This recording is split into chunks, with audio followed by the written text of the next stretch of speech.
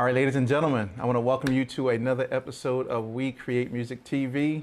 Man, this is our time when we interview guests from all walks of music life. And man, today we have an extraordinary guest. We have the CEO and co-founder of Vitae Records, Angela Benson. Welcome to the show. Yes, yes. Hello, hello, hello. Hi, how are you guys? Hey, I'm good. I'm sure for those who are watching, I hope they're good too. But yes, yes. Same, So, yep. Angela, it's a pleasure having you on the show today. Thank you for having me. Yeah, I hope you're welcome. Thank you for being here, and I hope I pronounced the name of the record label correctly. I meant to ask you that even before. I was It's like, Vitae Records, but Vitae it's okay. Records. So many people I do like that, it. so it's fine. I'm gonna mess it up. I already know it. It's okay. I didn't ask before. When I look at it, it's like so Vita. All right, so look, there we go. So Vitae Records, y'all. So once again, Angela Benson. All right, so we're gonna jump right into it. So if you can just talk about how'd you get started? How'd you get into this whole music thing? So my story is kind of funny because I don't have a professional background in music, nor do I have a degree in music. I actually went to Loyola University for psychology and pre-law. And then I ended up getting married to, most of you guys know him as Matt B. And from there, I went back to school for my post-baccalaureate for pre-med. So I was going to go to med school and become a doctor. And then Ah. along the way, Matt started to bubble in his music career. And he ended up getting a deal offer from Japan from a label called Starbase. And from there, that was when things started getting a bit more serious with his career. And he asked me what were my thoughts about starting a record label. And I told him I thought it was a great idea and it would be a cool way to kind of like dive into the industry from a different perspective, as well as a better way to structure our deals so that way Matt isn't the one signing directly to labels, and we could go through the label to do all of our deals. So I thought it was a great idea. So we founded Vitae Records in 2014 in October. And shortly after that, that was when Matt's album Love and War came out in Japan. And when it came out, um, the album went #1 overnight, and it was super amazing. And that was when we were like, okay, we might actually have something here. Right. So, so then from there, I continued to do my post-baccalaureate and went up to a point where I only had maybe like one class left, and I was waiting to take the MCAT and all that stuff. So I was studying stacks and stacks of med school books, trying to prepare. And then in the midst of doing all of that, we were flying back and forth to LA, meeting with the producer we were working with at the time, Donnie Scantz. Shout out to him. And then from there, when we were in LA, things were like really starting to pick up steam a lot. And Matt was like, what would your thoughts be if we like just went balls deep and just went for it without having to worry about school and everything else? And I was like, I mean, it's a little scary, but I'm down for the ride. Let's do it. So I already had my degree, my bachelor's degree. So going to med school was just kind of like another facet of what I thought I wanted to do, but I always wanted to explore the realm of entrepreneurship. So this really like appealed to me. So that was when that was 2016 when that happened. And then from there, I dove straight in to being Matt's manager and taking over Vita Records full time. And I guess the rest, as they say, is history. Wow. Wow, that is that's one journey right there, right? I Wow. know. So it's Wow. I not mean, like the typical story where yeah, people would be no. like, "Oh, I went to school for it," or Mm-hmm. "Oh, I went to a business school or marketing school." That was not me. I was very much thrown into it and had to learn how to navigate the business by making a lot of mistakes and just reaching out to people and doing a lot of outreach on Matt's behalf and sitting with him and identifying like his goals. That was like the Mm-hmm. main thing that kind of like got me started was, okay, Matt, you've already had your two #1 albums in Japan. What are your goals now? Like, how do we branch this over into the US and how do you want to go about doing it? That's right. And from there, that was when he was like, I want to work with a producer that has specifically, because he's a big Usher fan, he wanted to specifically work with someone who had worked with Usher, and he wanted to do an EP with that person, and he wanted to be able to put that EP out ideally on a major label here. Mm. So I literally, kid you not, because this was my first time ever doing something like this, I made a list from Google searching producers who have worked with Usher. And I made a list of all the producers that had worked with Usher, and among them were Donnie Scantz and Brian Michael Cox and all of these other names. And Mm-hmm. I reached out to a plethora of them, but the only person who hit me back was Donnie. And so Donnie, I applaud him because he was one of the only people who gave us a chance out the gate in the American market, and he really helped to like give us those foundational starting steps here Mm-hmm. in the States. So he was a big part of our journey in the beginning. So Wow. again, shout out to Donnie, Donnie. He's the shout out to best. Donnie. You know, I love that story. I love the fact that there were a lot of things that you had to learn to really, gear yourself up for what was happening with Matt.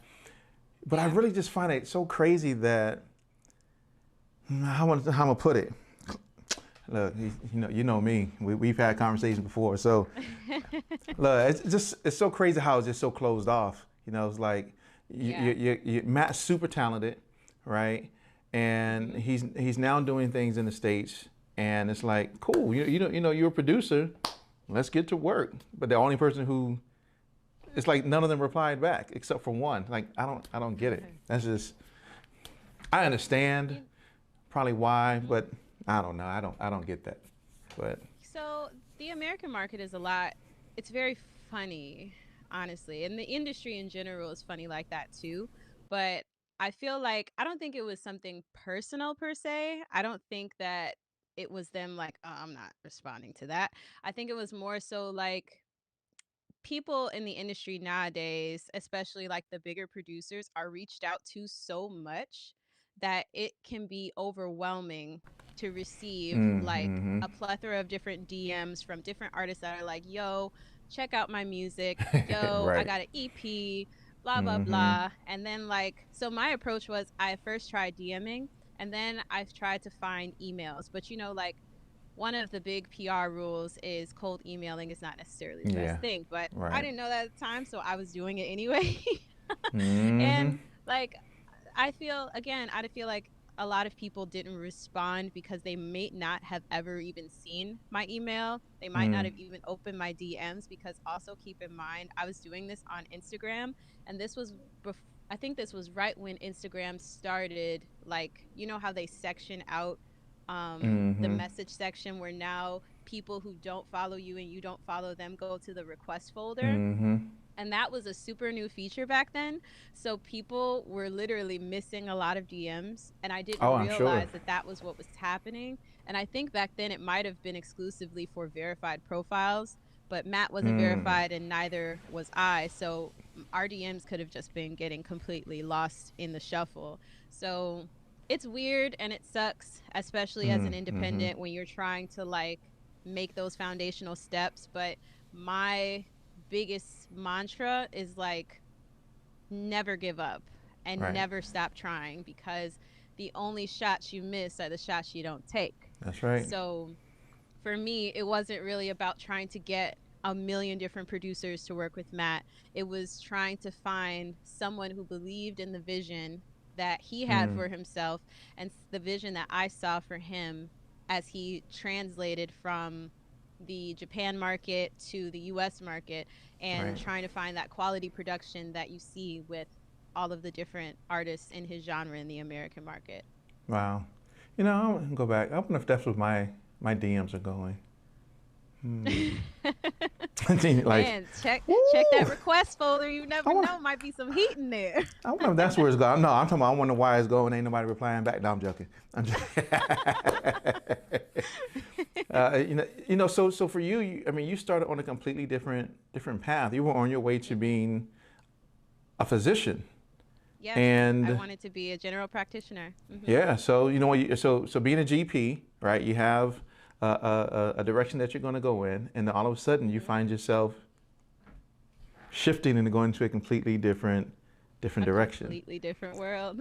Right, completely. It's not like, oh, I got started in church and then boom, now I'm in music. Or I went to school for music and boom, now I'm in music. It's like I'm going to be a GP, and now I'm the CEO and founder of Vitae Records. Yes. Right, and it's like, yes.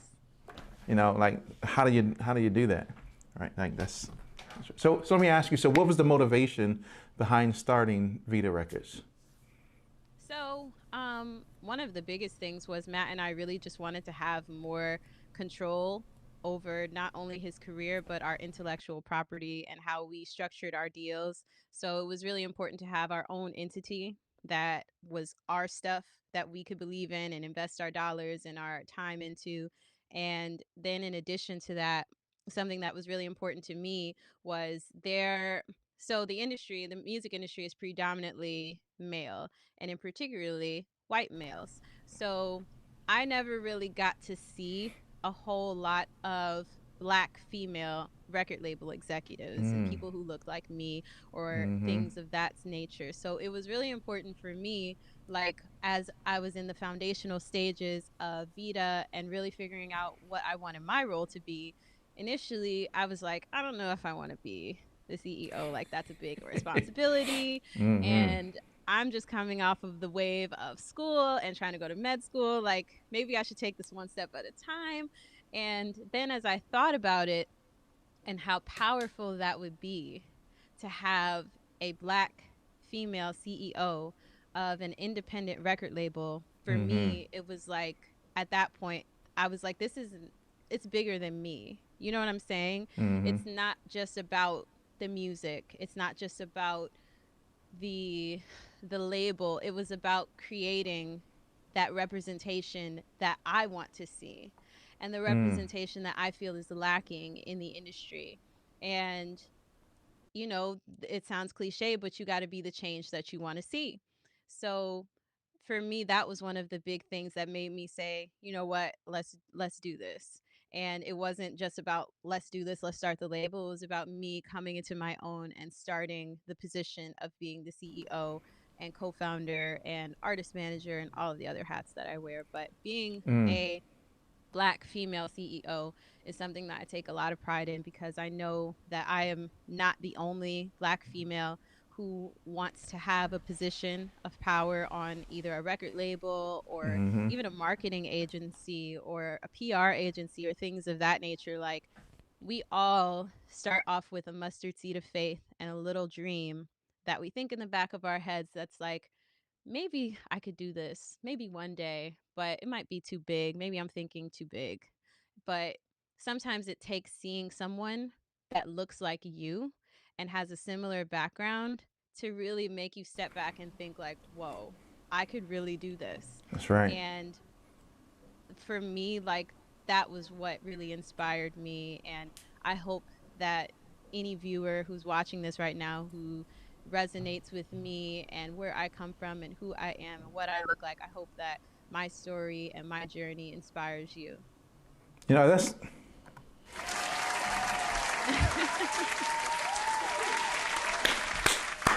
that is completely awesome. That is completely awesome. I mean, but you're right. There are not a lot of, and I don't know that many, and I know a lot of people, and I don't know that many Black women in the position of ownership within the music market.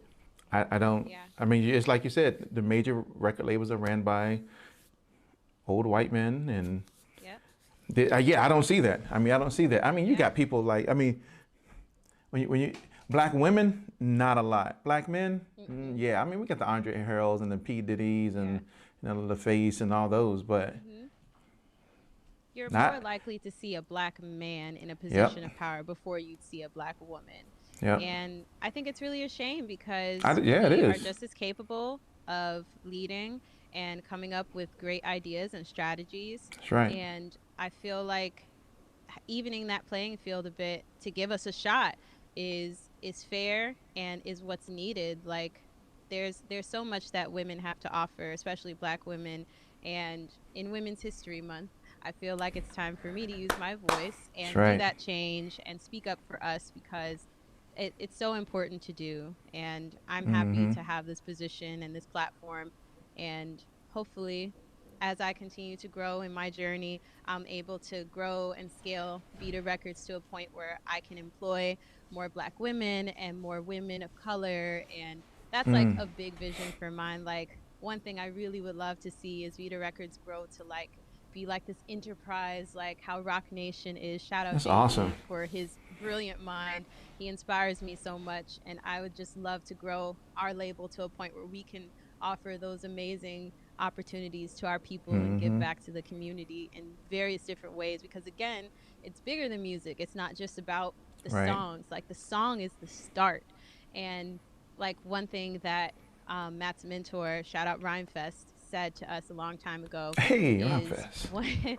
one of the things that is so important to remember about music and creating music is that your song is like your calling card. Like think about your song as like your commercial, but what are you selling? And then once you get to the point of what you're selling, what are you going to do with that platform? Like, how are you going to make it bigger than just the song and just the music? Because having a hit record is great. Like, when you're an aspiring musician, you want that hit record, you want that exposure. But with that comes opportunities and it comes a platform. And what are you going to do with that platform? So Mm-hmm. I always like to think about music and songs as like making a really quality commercial. Then after you make that commercial and you attract your audience and people are like, wow, this is an amazing product. Who's behind this product? And then they look and they're like, oh, that's Matt B. Well, what is Matt B selling? Matt B is selling XYZ. What Mm-hmm. is The Weeknd selling or Cardi B or whatever? And like all of these artists that I've named have very strong brands, but they're using their brands and their platform to a greater extent that surpasses music. Mm. And that's something that like is so important to me and it's something that I tried my best to exude in my work and something that I try to give as advice to independents and people who are just starting out and people who may even be established and never really thought about it in their journey. So Man, y'all hear this? Y'all watching? Y'all hear this? hey, Like I'm this dropping is gems for this. y'all. Dropping gems. I told y'all tonight we was gonna be dropping. Hey, We was gonna get into Yvonne it. gave y'all a fair I let y'all warning. know. I let y'all know. I let y'all know. Wow. I mean, but when you listen, this is the one of the future industry moguls of music. So y'all need to tap in and Oh, tune in to thank you. what's I happening. appreciate What's that. happening? Thank Like you. y'all need to figure it out. You know what I'm saying? Like oh, I've been watching y'all. You already know that. You know I've been watching what y'all been doing, and they killing it. I Y'all love killing you. it. Y'all killing it. I love y'all too. Y'all killing it. And so any Thank artist you. that's out there watching, any indie label that's looking to kind of start their own, y'all need to take note. Take note what's happening. You know, in the next year or 3 years, you're gonna see Vita Records. Boom, y'all can be like, oh, Hey, I should we're have tapped in trying. the We're beginning. got to pave your own path, especially like in this industry. And one thing Mm-hmm. that is super important to me and Matt is like, you hear no a lot as an artist Mm-hmm. and as an executive, as an artist manager. Like, typically, especially in the American market, a lot of people don't want to give you your first chance. So, typically, what you're going to have to do is just do what I did, which is okay, well, you don't want to sign my artist. It's cool. I'll just start my own label. Right. Okay, well, you don't want to give us beats. Cool. We'll find ways to produce it on our own. Okay, so you don't want to write? Cool.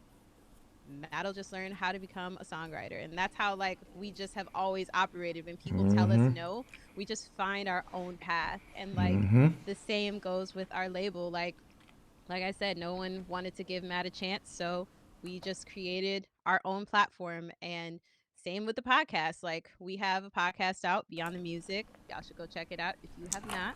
Should go check And it out. with our podcast, we were like, we want to be able to have a platform that we can consistently use to not only expose our brand, but to also like lift other people up and drop these gems and be able to like give back to the music community in a way that's not just giving music.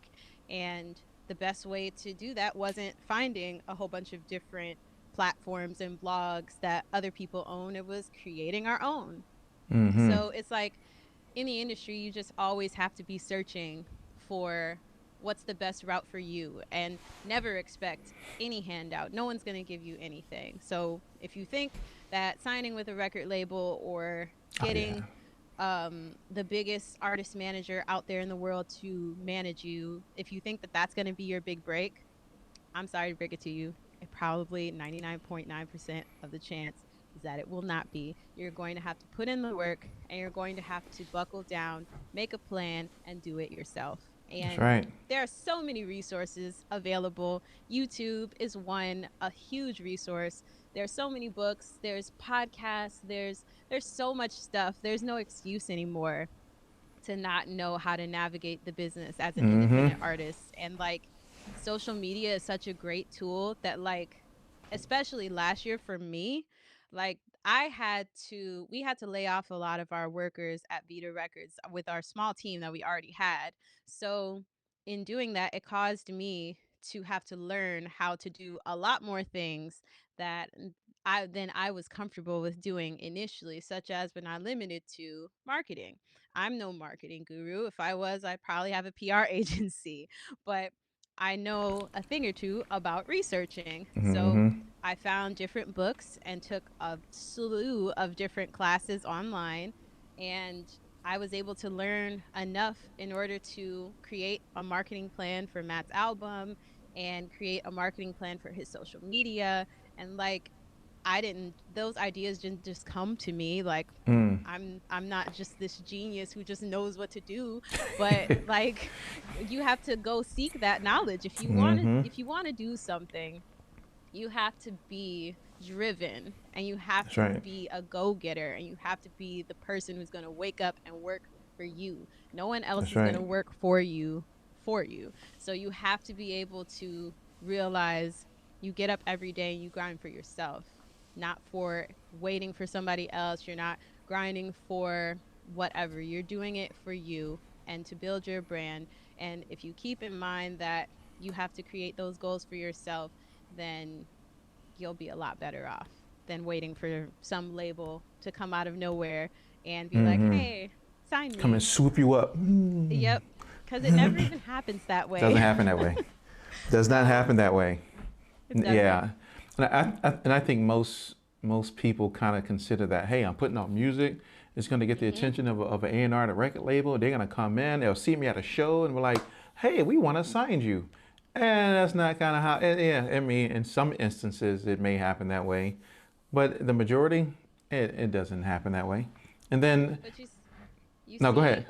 the problem with that is that people think that labels will literally just be like, wow, he's so dope, she's so dope, let's sign her. But it's a whole different industry now. It's not as simple as just being dope. You have to be, we talk about this on our podcast, a multifaceted artist. And you can't just be a good singer. It's not good enough. You have to be a personality. You have to be a brand. What about you is likable? How can you relate to people? Why should people spend $10 on your album? Why should they say, money is tough this month, but I'm going to still put aside $10 to buy this vinyl or buy this album or buy a couple of merch items? Like, what about you makes people want to invest?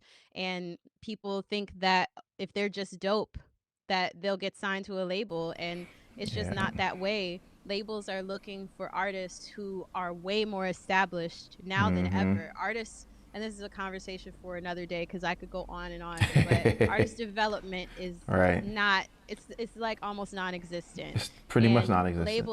labels do not invest the time and effort and money into developing artists. They expect you to do that yourself. That's right. And the only way that you're going to do that is, again, not sitting around on your butt at home and getting up and doing the work. And if a label so decides to see you, if you accrue a certain number of following of engaged fans and you're getting that support at your shows and you're selling out venues and your streaming numbers are good, maybe a label will come around and say, hey, we'll offer you this deal. But depending on where you are in your career, it Mm-hmm. could be a shit deal. You Excuse got my that right. French. Now you So good? it's like if you think that a label is just going to come in and solve all your problems, like, we have to unbrainwash our thinking of that, especially today, because it's Right. not that. Labels are out here to make their money. They want to be able to make a quick turnaround because the industry is so fast paced now. Like, you're churning and burning these songs like left and right, and they don't have time to develop an artist. They don't have time to take that chance. So the only thing that is keeping them afloat is the next hit. And then after that next hit is the hit after that. So if you're not already established and you have a big fan base, labels are just not going to waste their time because their time is money. And I mean, if you worked at a label and you were the label head, you probably think the same way. Unfortunately, but it is what it is. So like, I'm not one to chase deals. I'm not one to chase people. I don't have time for that. So I Mm-hmm. choose to pave my own path and do things the way that I feel is best and do it my way.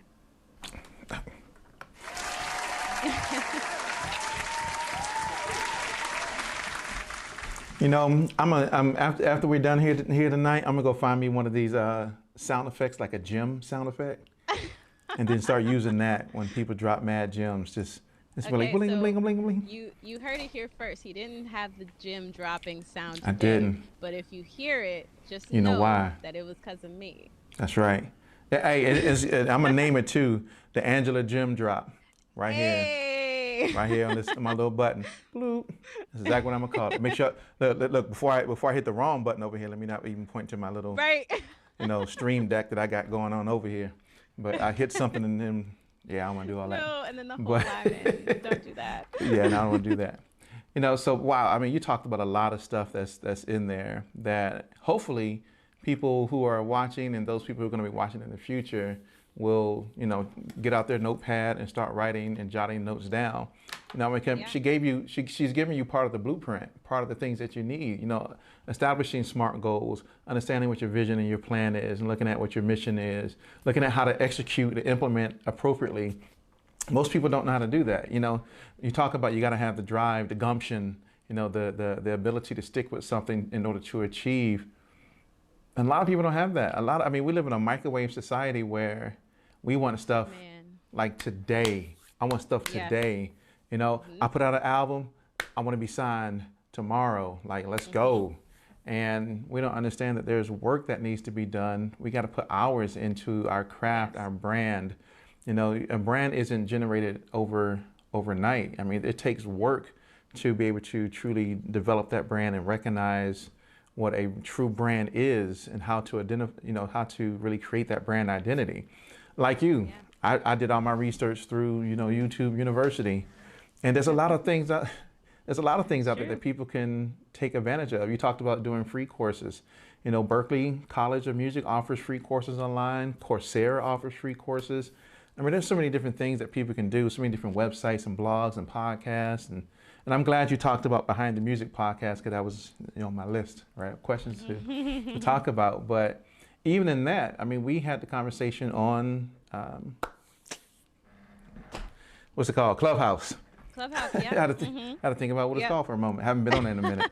On Clubhouse, where we had that conversation about artist development and really about record labels and should you sign with a record label versus signing with an indie label. So I want to ask you, so what are some of the major challenges that you face as an owner of an indie label? So what are some of those major challenges that you faced or you still may be facing, and how did you overcome or even deal with some of those? That's an interesting question. I think that some of the challenges is dealing The day-to-day is difficult as a small company because your team at this level is very small. So you wear a lot of hats. So just like artists have to be multifaceted, when you're a label exec or an artist manager or whatever may have you at this stage, you really have to learn how to do almost everything.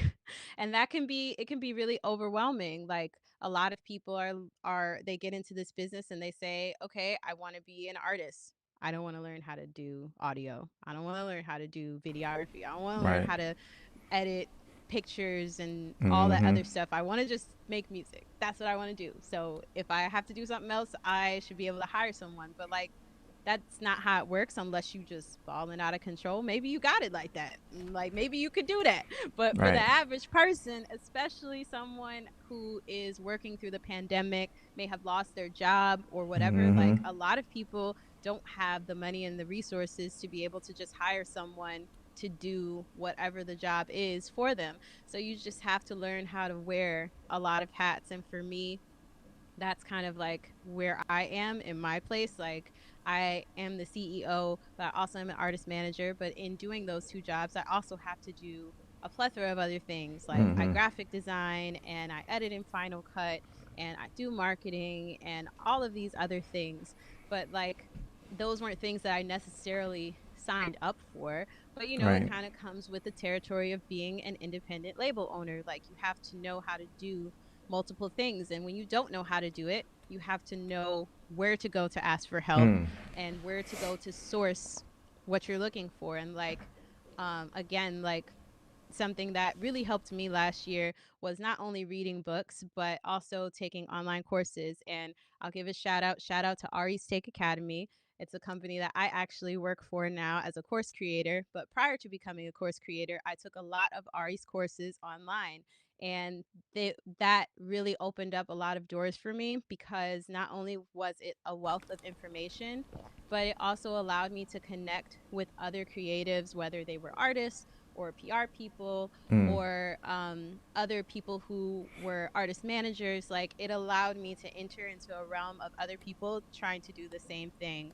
And sometimes they say your network is your net worth. And Mm-hmm. I was able to get a lot out of not only the course, but the people that I met through taking the course. And Ari does this really cool thing where in his course, he has, I believe, their monthly live Q&As where you can take the course. And then if you have questions, you can ask questions to Ari and the course instructor live and they'll answer them. And that I find that Nice. to be really helpful. So if you haven't taken one of Ari's classes, Ari's Take Academy, they have a whole bunch of different courses that you can take, and we're going to be coming out with some new courses that I'm helping to craft, and I'm super excited about it. And I can't speak on the topics just yet, but just know that they're coming. I've been working, And be and banger it's topics. gonna be really cool. And again, back on topic, it's really important to know how to do multiple things, and that's one of Mm-hmm. the most challenging things, being an independent label owner and just learning how to balance your time between like each of those tasks, because again, juggling being a CEO and an artist manager and then trying to figure out social media marketing and when's the right time to post and studying analytics, that can Yes. get very monotonous and very Yes. overwhelming. And if you're not careful, you can find yourself like slipping, just only focusing on one thing. And then you have to like recenter and be like, okay, let me take a deep breath and figure out how to approach this thing so that you're not biting off more than you can chew. You know what I'm saying?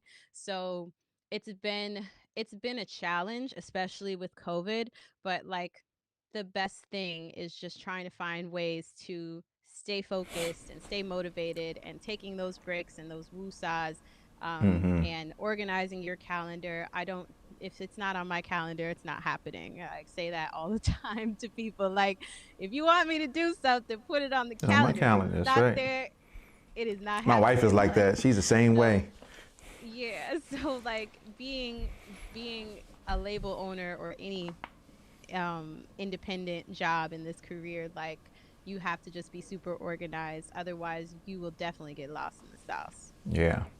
Wow. You get lost in the sauce. So I do want to go Yeah, back. lost in the I do want to sauce. go back. Right. So talk about how did you get started with Ari's take as a course creator? How did that even come about? Like, did he just reach out? Did you like, hey, I develop courses? Like, how did that even happen? It That's was a good really, because that's great. That's great that's an opportunity that you've been asked to be a part of. So yeah, I'll let you talk about that. yeah. It was really random, honestly, if I'm being honest. Ari is such a cool person, and I met him last year taking one of his courses, like I said, and we just kind of connected through me trying to find different marketing strategies and tactics for math music as we navigated not only social media being inundated with crazy stories from COVID, and then all of the stuff from the Black Lives Matter movement, and then the crazy election that we had going on. So a lot of that was really stifling the Mm, the um, the advertising space of social media. And so I took a bunch of his courses on marketing, and then I took a couple courses on breaking into different international industries, and wow. that was really like where Ari and I kind of connected. And then I stayed in touch with his team. And then from there, he reached out to me and thought that I'd be a really good fit for a course creator. And then he interviewed me. And then from there, we just kind of took off to the races. And it's just been such an enjoyable experience. I love him and everyone on the Ari's Take team. They're so amazing, and I can't say enough nice things about them. And the entire process, like why it was important for me to become a course creator, was being again being in my position as a Black woman in a an executive position. I feel like it's my duty to not only offer opportunities but also take opportunities that can give back to the community. That's like a huge thing for me. And a lot of artists always reached out to me and asked, like, can you manage me? Can you help me? I need this, I need that, and I don't know where to start. And like again, we have a very small team here, so right now taking on artists is a little difficult. So I've been finding different ways to help the community and help give back to my music peers and artists who really might want to work with me, but don't have the financial capacity to do so. So Hmm. being a course creator really was a great way for me to like work with Ari and his team to like really outline all of the different facets of whatever those course topics may be. And then we were able to do it in such a way where once it actually comes out, the people will be able to see it and really consume it and learn something. Like, I don't want people to just take the course because I said to take the course, or take the Right. course because it's Ari. I want you to Hmm. take the courses because they're so full of great information and so full of knowledge and gems that, like, when you take the courses, they're going to really change, I hope, your career path for the better.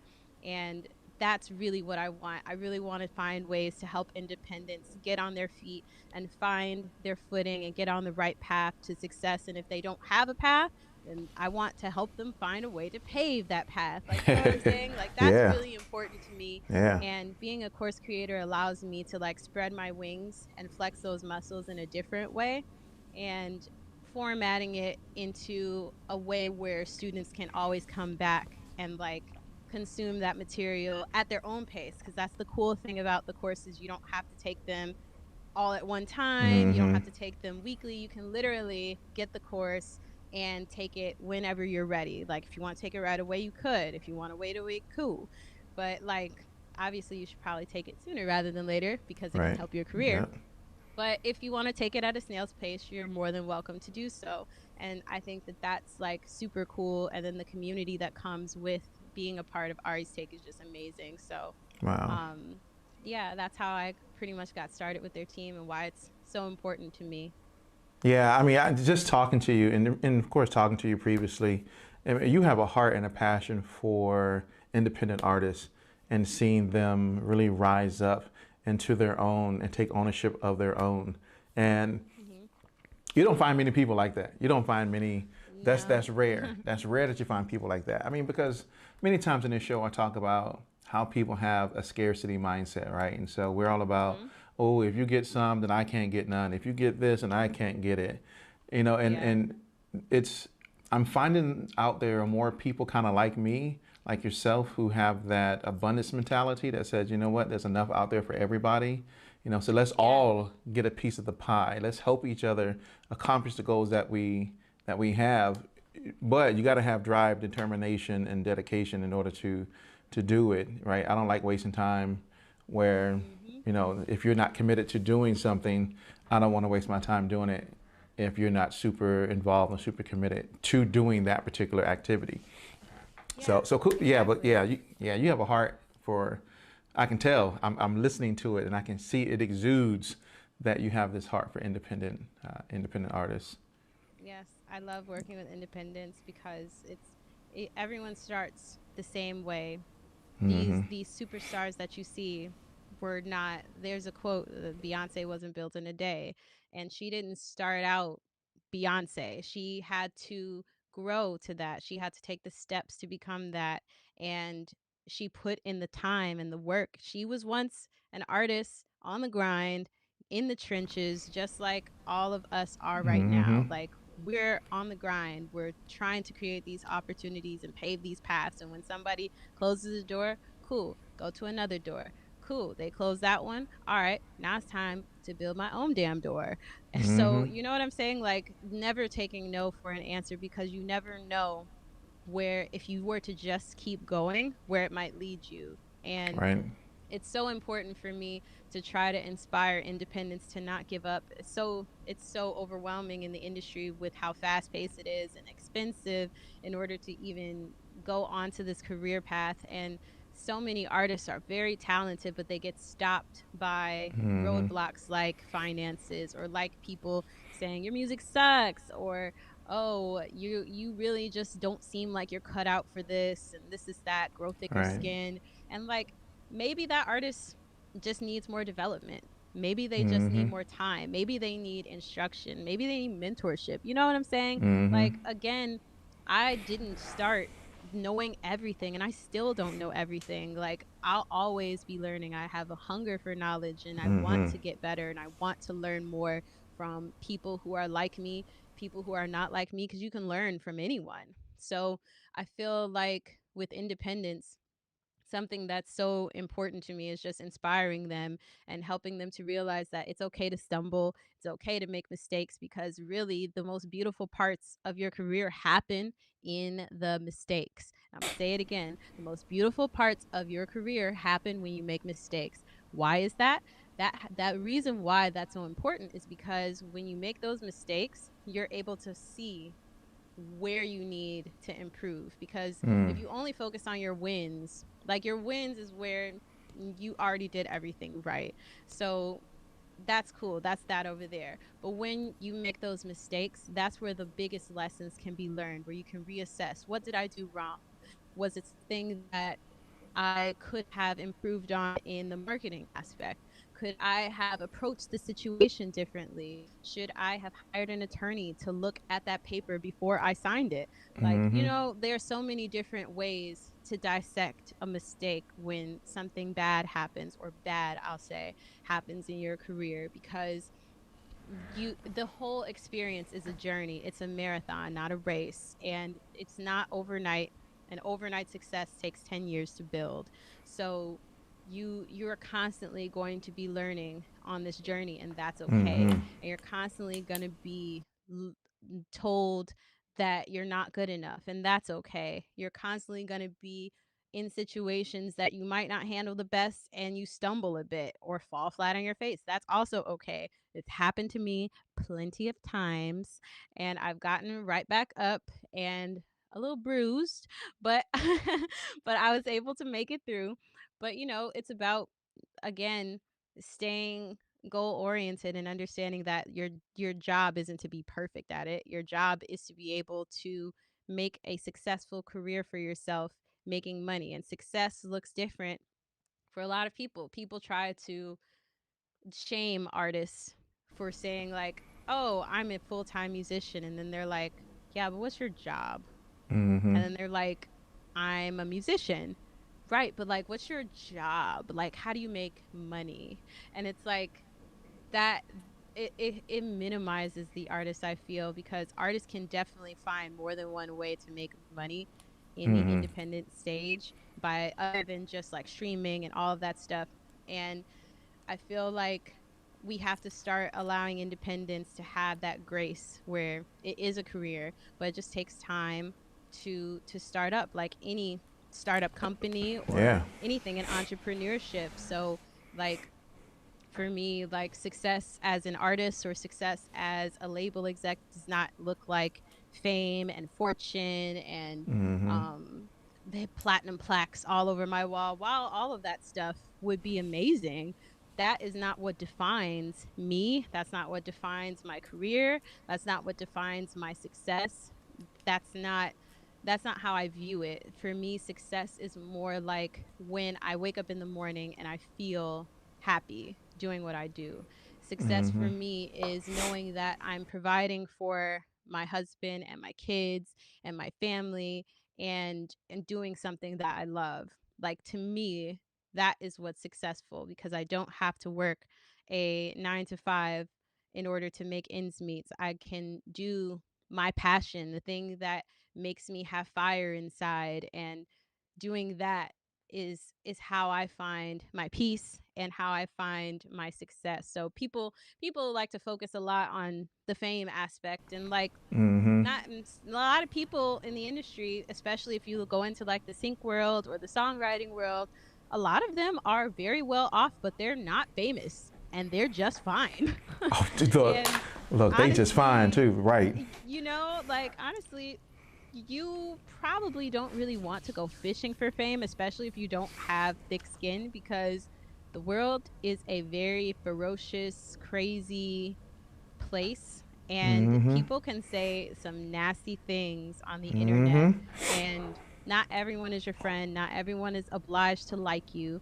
And if you are waking up in the morning and you're doing what you love, that should be a success enough, especially if you're making money, because that's the ultimate goal. I feel is to be a musician and make money doing and creating the music.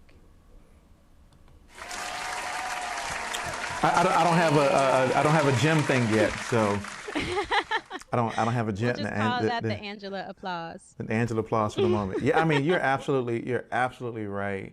The fact that people need to truly define what success looks like for them. Because a lot of times it's not fame, it's not fortune. It is waking up in the morning and being happy at what you do, being able to not go to a 9 to 5 job, you know, if that's the case.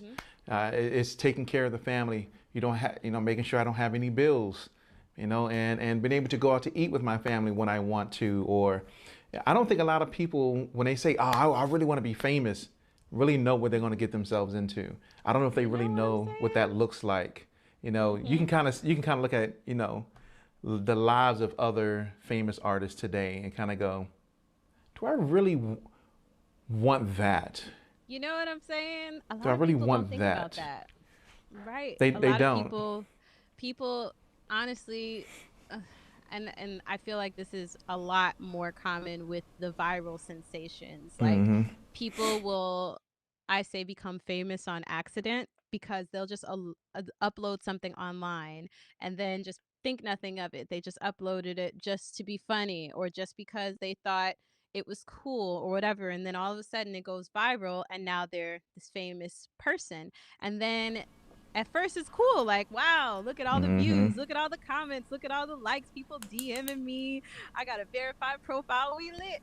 I But got the then all blue of a check. sudden then all of a sudden the tabloids come and then the rumors come and then people who don't like you start seeing those people and then you're like, wait, like why did they say that? Why would they write that about me? Like I Right. never even said that. And now it's not so cute. So you have to see both sides of the coin. It's a dual-edged sword. On the one side, yes, fame is cool because you get invited to all the parties and all the cool events and you get to sit backstage at parties or at concerts and things like that. And like it's cool. You feel exclusive and all that great stuff. On the other side of the coin, you have to deal with the keyboard warriors on Twitter and on Instagram, and that can be mentally taxing, especially like seeing your name written on blog after blog, tweet after tweet.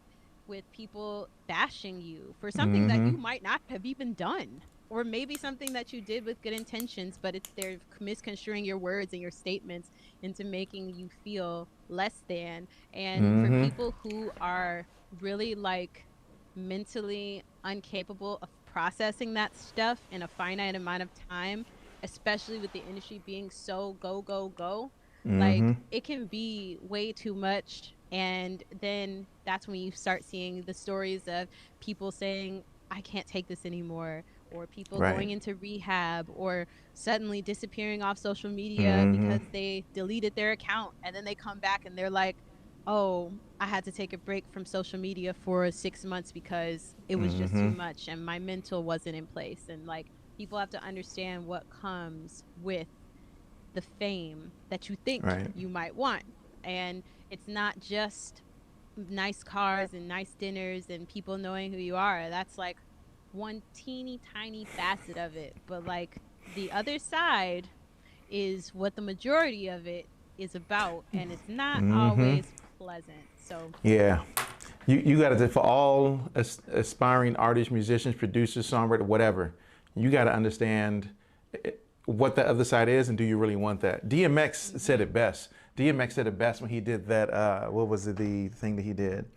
The, it doesn't even come on anymore. That's why I can't even think of it. The Def Comedy Jam thing, when he gave his whole rap speech about this industry is designed to eat people up. It's designed to chew Yeah. people out. If you ain't really got it, you're not gonna make it. People say they want it, but Period. they don't know what they really want. Like Google that, find it on YouTube, whoever's watching. DMX laid it out perfectly on that Def Comedy Jam thing. Like, you think you want it? Yeah. I don't want it. I just want to be good.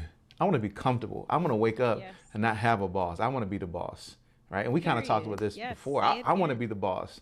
I don't want to Mm-hmm. have to answer to somebody else or let that other person dictate what I can and can't do or be in control of my paycheck. One day I can have a paycheck, the next day I can't. Like, Yeah. yeah, I mean, I know that's my situation today, right? But that ain't how I want it to be forever. But Right. yeah, that's truth. So, man, I still got a lot of things I want to ask you. Like, there's a lot of interesting things that you're doing that I think people can be interested in. Like I said, it speaks to your heart and it speaks to your passion for independent music creators. So, I know that you had an opportunity to serve as a committee member for the Chicago. I'm gonna say it's the Chicago DCASE. Yep. Maybe pronounced DCAS. I'm not good with DK. pronouncing stuff. You had it Okay, right. so You good. all right, You good. good. Yes, give myself claps. So talk, how did that come about? How did that whole Chicago DCASE opportunity come about? So again, I'm very much interested in anything that allows me to get involved and give back. I'm that person who, if you were taking a class and they're like, who wants to help? I'm that person in the back that's like, me. So I I got the opportunity to attend this DCASE event, and they were looking for people who were going to be a part of what is now the Year of Chicago Music. At least that was what it was supposed to be last year before COVID came and ruined everything. So last year was supposed to be the Year of Chicago Music, and they were looking for people who were interested in serving on different committees in hopes of making the Year of Chicago Music a great and memorable one. And Matt and I were super interested in the opportunity, so I reached out to a couple of my contacts over at DCASE and tried to see what positions they had available. And they gave a different array of options. And I really resonated with the festivals and special events committee. So that was the one that I signed up for. And of course, I drug Matt along the way. So he came with me on this journey, and we didn't really get to do a whole bunch of stuff because again, COVID kind of Mm-hmm. ruined everything. But we had a whole lot of different things that we were planning, like different festivals and how to get independents more involved and all of these Mm. other things. And it was super important, like at those meetings where we were talking about structures of things, where I was really harping on like, how can we bring the local music scene into it more and not just Right. focus on the artists that we have from Chicago that are already Right. famous, or genres that tend to be overlooked. Like for me, I feel like people don't pay enough attention to R&B, They and don't. I And feel I'm like mad it about would that. be yes, and like I feel like it would be awesome to have Yes. more events that cater to R&B, especially from Chicago. Like we have such a rich culture, and I feel like we're only focusing on like the rap aspect, and that's Mm-hmm. no shade towards rap. I think that our hip hop scene is crazy. However, we have a super dope R&B scene that kind of is living in the underground right now Mm. because we're not focused on it for whatever reason. So, it's super important to me to bring those things up in these conversations and be that person in the room who's going to be Mm-hmm. like, all of that is cool and all, but like, what are we going to do about independent artists? What are we going to That's do right. about the genres that get overlooked? What are we going to do about XYZ? Like that kind of was like where we were starting and trying to formulate different ideas and throwing different things around. So the good news is the year of Chicago music is still on. We're supposed to be meeting again in the next few weeks, hopefully, and everything's going to be digitally on Zoom. So fingers crossed that COVID won't ruin 2021, but we'll just have I to hope see. not. I got stuff that needs to be done. Like, come on, COVID, Man, I got just places to go, places to people to go, see, people to people to see. meet. Right. They need to. COVID just needs to. COVID. But you know, I Man. will say this, that when I started this whole We Create Music TV thing, and I was doing Mhm. interviews here in this, studio, what I call studio here in my house, uh, and I had people coming over face to face, and I was doing them all right here, and then COVID hit, and I was like, man, what am I gonna do? Like, I love the face to face interaction. I love me sitting here with another person, dapping it up, laughing, you know. And it hit me for a second to go, what I want to do? Do I really want to go online and do this online? Mhm. And I actually was apprehensive about it at first, to tell you the truth. I was like, I don't know. I like the face to face thing. But I said, you know what? Yeah. I can reach a whole lot more people if I do this, online. And so I had to That part. shift. I had to shift, Mhm. right? I had to re-maneuver myself to say, okay, there's other things that I can still be doing, and this is how I'm going to do this whole We Create Music TV thing. So But but see, shout out to you for knowing when was the proper time to shapeshift with the industry, because a lot hmm of people will remain complacent and stay in one spot.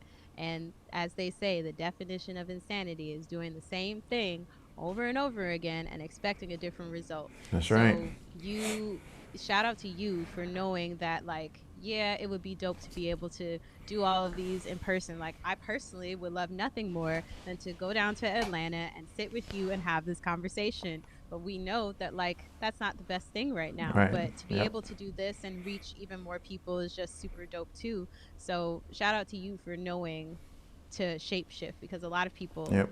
would have preferred to just stay comfortable. hmm And a lot of Yep. being in the industry is learning when to get real uncomfortable. And the more uncomfortable you are, Ooh. usually the better your result. hmm That's man. You got that. You got that right. So there's a couple other things I want to talk about before we get out of here. So the first one is, how did the partnerships with the Chicago universities come about? How did y'all even start that, where you really got involved in offering internships, and partnering with the Chicago University? Because I think y'all, it's just mind blowing, the stuff that y'all got going on up there between you and Matt. It's just amazing. So how did that come Thank about? you. How did y'all start doing that? How did you start doing that? So again, it was just an idea that I had been throwing around. I really wanted to offer internships at our label, but I didn't really know where to start. And I kind of threw around a couple of different things with Matt, trying to figure out like where we were going to source these interns from and what was the best way to go about doing it. And ironically, at the DCASE event that I was just talking about, I met someone from Columbia College who was like, "Man, I'm really interested in learning more about you and your label." So we set up a meeting, and he thought it would be dope to like create a internship opportunity between our label and Columbia College. And I thought that that was an amazing idea because it allowed me to like source different opportunities to people that I might not have even been able to reach before. Mm. And especially like giving back to like the youth of Chicago, especially those who are interested in the music scene. And at the time, we had a whole bunch of stuff going on at anyway. Like Matt was on tour, then we were doing the holiday cheer tour, and then we Mm-hmm. also had Matt preparing for the Magnificent Mile Lights Parade, which is the third largest parade in the country. So we were doing media and press runs for that. So there was, and then we were wrapping up the album Eden that's about to come out next week. Go Hey, cop that. yes, Shameless cop plug. that. March Cop 12th. that. Soon as it drop, Go. midnight, March 12th, you better get it. Yep, March 12th. Go get the album Eden by Yes. Matt B. So we were Yes. wrapping up and tying loose ends with that. So there was a ton of stuff that I needed help with anyway. So the timing of it couldn't have been more perfect. So we set up the course credit on Columbia College's website, and we had a whole bunch of students apply, which was shocking to me. I wasn't expecting for the response to be so overwhelming, but I was only able to take one person, and the intern that we had was super amazing, and I really enjoyed having her. And I wish that COVID wouldn't have happened because we planned on doing it like every semester and making it like an every semester type of thing. But unfortunately, COVID ruined it. So I'm Mm-hmm. hoping that we can pick it back up once things are safer. Because right now, if I were to give someone an internship opportunity, I feel like it would be fruitful. Like you would be able to do things, and there's plenty to do. Obviously, I'm Mm-hmm. literally swamped with stuff. However, like I really personally like having people like in the fray with me, like Mm-hmm. going on tour with me and being on set with Matt on the music videos and in the sessions with Matt, and being able to ask the audio engineer questions and being able to meet all the different producers that we run into, and like Right. being in the mix. Like I feel like that's where you get the most value Mm-hmm. for your time. So I'm excited to be able to start that back up again, because I think it was such a fun opportunity, and there are lots of different things that I would like to try. So yeah, if you are watching and you're a Columbia College student or a student in Chicago who's interested in music, keep an eye out, because Vitae Records is probably going to be getting some internship opportunities popping with Columbia and some other Chicago colleges too. So definitely stay in tune. That's awesome. Look, see, I'm telling y'all, man, y'all don't even, oh my gosh. You hear all this stuff? No wonder she's so swamped. No wonder that they're so swamped, but they are doing things that are positioning them for success now and also in the future. I mean, listen to the amount of work that they're doing, the amount of things that are coming their way and that they're involved in. That's what I'm saying. That's what I love. I Yeah. love the fact y'all are go-getters and y'all work hard and y'all don't let anything get in y'all way. You know, I know Matt has the whole thing, the go hard thing. Like, go hard. Like, do what you Yeah. got to do. Yeah. Don't give in. Don't give up. You know what I'm Mhm. saying? Like, and you know, also one of Matt's phrases is that R&B is not dead.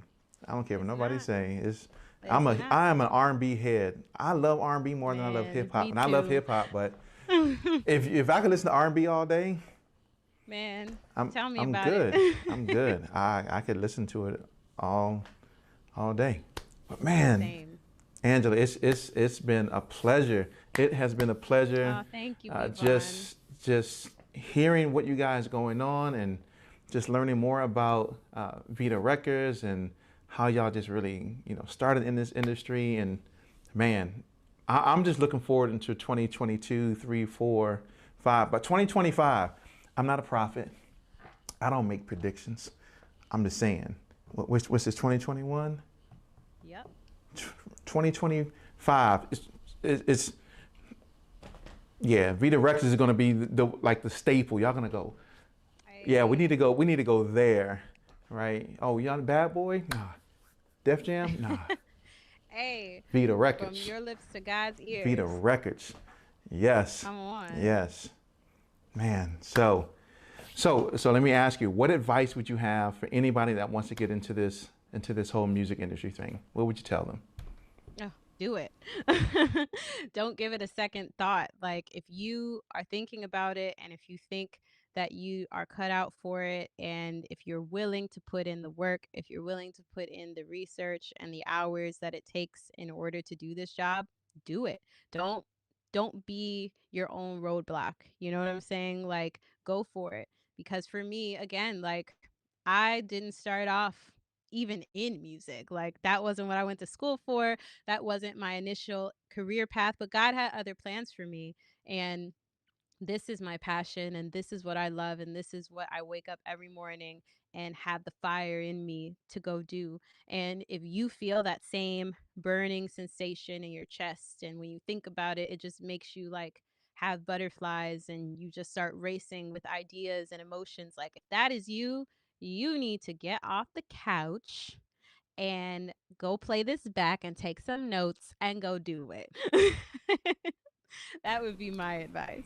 Yes, go back and get those Angela gems that she just, Angela oh my Jen. gosh, Angela gems. Like, I'm gonna find it, tell them put your little picture right on them when they come down. They're like, Man, if you do that, Angela you gems, are a legend. And I'm Angela gonna hold you to gems. that. And then you have to do an interview with Matt, and when he drops a gem, be like, Gem, "That wasn't a gem, that was an Angela gem." that's And an we have to Angela play the gem. sound effect. That's right. Here we go. Bloop. Man, oh my gosh. So tell people, how can they connect with you? Where can they find you? So I'm always around. You can find me at Angela V. Benson on Instagram and on Twitter. I'm also on LinkedIn at Angela V. Benson. And you could also visit vitarecords.com. That's VITAE records with an S.com. And we have a little comment box at the bottom where you can reach me via email, or you can also reach me via email on my page by clicking the email button on Instagram on my page. So those are like the easiest way to contact me. You can DM me. I'm not that kind of person. I don't bite. I'm nice. So if you reach out, I will respond, and I do follow back. That is so awesome. So awesome. So there's one more thing I want to say before we close out. Your hair is the bomb. Oh, thank I was sitting there looking at it, I you. was like, your hair is the bomb. Like, I'm loving it. I'm loving it. It is the bomb. Thank you. So, yes. So do me a favor, stick around for just a moment as we get ready to close out. Okay.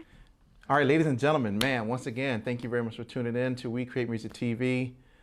I told y'all, gems upon gems upon gems upon gems. Like, you heard her heart, you heard her passion for independent artists. And if you are an independent artist, I would say go check out Vitae Records and look at what they're doing. Like, they have a blueprint for success. I mean, go Google Matt Beaton and learn about who he is, and you will see that the blueprint that they've set up from the very beginning has propelled him to where he is now and to where he's going to be going in the future. So once again, kudos to Angela Benson and to Matt B for what they're doing, not just in an America scene, but also a global scene as well. But I want to give a shout out to all of you. Thank you very much for tuning in to We Create Music TV. As always, you can catch us every Thursday or every Monday and every Thursday at 7 p.m. We do live interviews here with people from all walks of life in this music industry and this music business. And we just provide content that is helpful, that is inspirational, that is just exciting to learn, to grab hold of, to help take your career to the next level. You can also check out all of our master classes that we do. We just did one for branding for music creators, and also how to network effectively in the music industry. So check those out as well. You can visit us at www.wecreatemusic.tv. And I thank you for tuning in. Once again, peace.